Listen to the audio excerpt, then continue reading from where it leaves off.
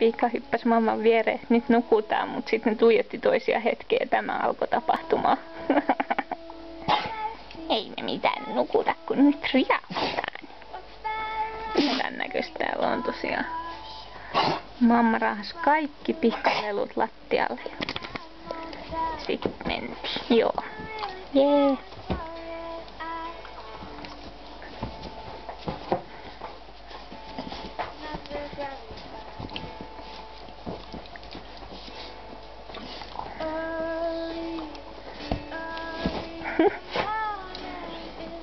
Mä haluan Pihkalla kaverin.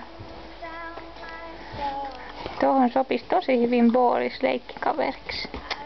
Mä ihan varma, että Boris rakastuisi Pihkaan ja päinvastoin. Jos sopii mammaakin näin hyvin sietämään, vaikka ei yhtään tykännyt alussa.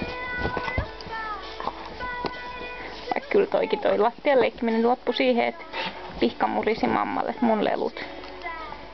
Kai se on ihan luonnollista.